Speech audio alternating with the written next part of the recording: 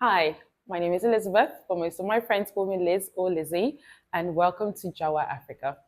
Now, Japa is to go and not come back. Jawa means to come back. So I relocated to Lagos, Nigeria, just over 2 years ago, and I have to say it's the best thing I ever did. Now, people keep asking me, why did you come? Why did you come back? Because everybody's going and you seem to be coming back. Literally, they look at me like, she's crazy. She's mad. But you know what? It's the best decision I honestly say I've made. So I grew up in the UK. I grew up in London, spent most of my life there. However, I did go to primary school in Nigeria, and I remember what a great time I had. You can say maybe I was more privileged. I did go to a very good primary school. It was like an expat school, so I had people from different walks of life. I had Indians in my class. I had white people. I had Indians. I had Caucasians. I had Irish people. It was actually an Irish school, and I thoroughly loved the vibe. Not that London is not multicultural, it is. But the question you're here for is why did you move? So, my background is tech. So, I was working in the tech industry as a program manager for quite large multi corporation companies. And I was working remote. That was during COVID. I used to run a fashion brand, and my fashion brand was majorly based in Nigeria, which is where I really wanted to produce my designs. But the main reason why I moved, it's not one main reason, it's a few reasons. I'm going to try and summarize some of them for you. Again, I'm Elizabeth. I'm in my 30s. My background is tech and entrepreneurship, mainly fashion. I also dabble in a bit of real estate. So I do some, let's say, real estate investments. And I decided to come to Nigeria about 2.5 years ago because COVID happened. Everyone was working from home. And it was a time where the whole world paused. And you just put things in perspective, what is really important to me. Everyone was rearranging their lives. A lot of lives were lost, including people that were close to me. And it just made me think, am I truly happy? I need to reassess my life because at any time you can leave. Am I truly happy in what I'm doing? And where would I rather be? My job was fully remote. I'm working from home.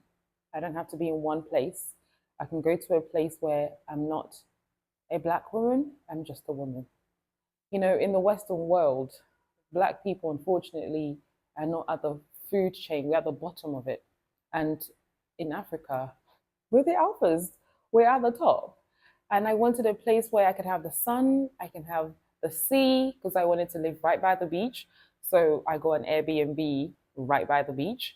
And I wanted great food. I wanted a place where I felt at home because I've never truly felt like that. I remember coming off the plane and I was told, welcome home. And I'm not going to lie, it felt like home. Now, I'm only documenting my journey now because the plan wasn't to fully relocate. My plan was, let me go to Nigeria and see what it has for me. So I just literally, I booked a 3 months ticket. To be honest with you, that's what I first did. Like, I'm going to go for the summer and I'm going to see. Then it got extended. Then it was, let's do 6 months. Then he was like, okay, it's been a year. Then I told myself, after a year, I'm going to go back. So the first year it went, I'm like, not ready to go back. Let's do another year. Then the second year went. And now I'm in my third year and I'm like, you know what? I think I'm here now, you know?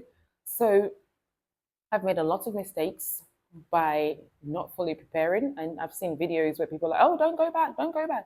For me, I'm saying go back. The opportunities that I've seen in the last 3 years that I've been here has been truly amazing. The networks, the people I've met. Now, I have to do a disclaimer. I'm going to say my Lagos because everybody has different aspects of Lagos that they've grown up in or they live in. I live on an island. And a lot of people tell me I'm very sheltered. Maybe. I guess because when I came to Nigeria, I was making foreign currency and the exchange rates are quite good. So it afforded me to live a really good lifestyle compared to maybe some other people. And I'm not going to take that for granted. But I am not spending what I was spending back in England.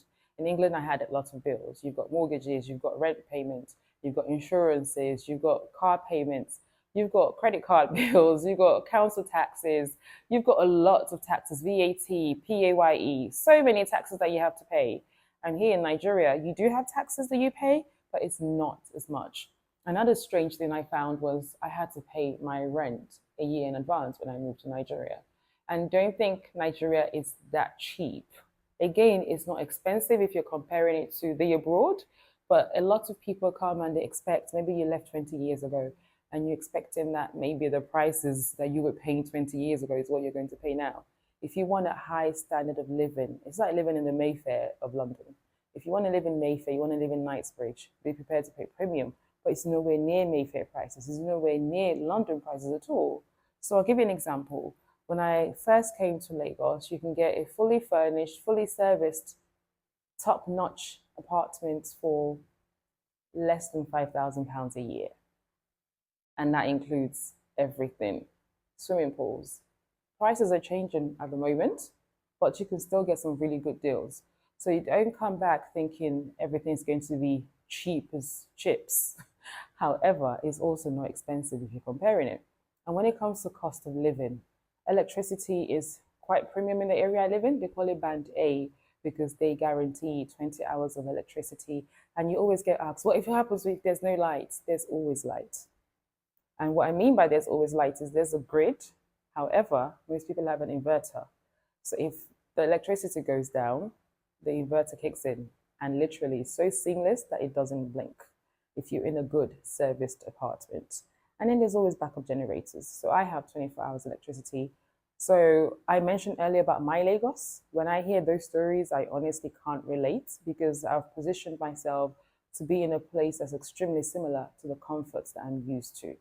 Now, don't come at me and tell me, well, you're not really living in proper Lagos. That's the Lagos I've chosen to live in. And it's still Lagos.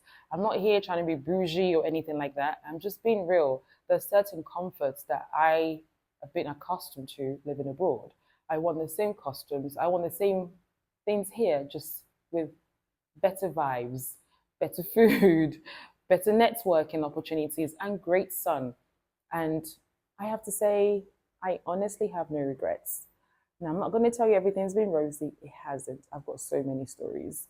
I've got stories of how I got scammed when I was trying to get a property in Ikoyi. I've got a story of how I got scammed when somebody took my car for a test drive, didn't return it, and told me that he had sold it for a lot less than what I wanted to sell my car for. I'm going to be sharing all those stories. So in a nutshell, why did I move back? I moved back because I wanted a community. I wanted to build a legacy. I wanted to see what Lagos or Nigeria has to offer for me. I wanted to feel at home. I wanted to feel at peace. And I also wanted a maid and a butler and a chef and a driver. Just wanted a soft life. I wanted to wake up in the morning and not have to worry about making my own breakfast before I rush out to work. I wanted to come back and my home is clean. I didn't want to be driving myself stuck in 20 miles an hour traffic in London. I wanted somebody else to drive me. I wanted to have a nightlife. I just wanted to chill.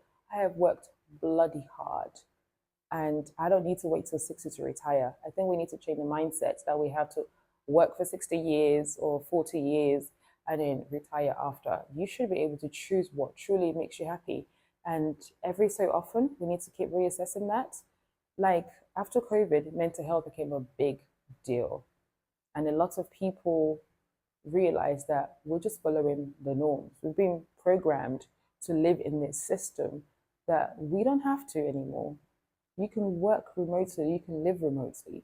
So right now in Lagos, I am focusing purely on Jawa and my fashion brand. I no longer work remotely for multinationals. However, I am also working on my own IT brand, which would provide solutions for small businesses, just IT solutions for small businesses. I can put a link down below to that site if you're interested. I'll also put a link below to my fashion brand if you're interested in checking what we do out. So welcome to Jawa Africa. I guess this is my intro. I'm going to be documenting videos every week to show you why I moved, what to watch out for if you're planning to move. And Jawa is really about a movement. It's a platform where you can feel comfortable, you can feel prepared if you're planning to either return, invest, or come as a tourist. Now, it's not for everybody, and not everyone's going to understand your journey. I consider myself as a returnee, which I've only just accepted now, because before I was like, I'm going to go back and forth, I'm going to go back and forth. But now I consider myself as a returnee, what my journey has been like. I've created a platform of A to Z guide of what you need to fully come back.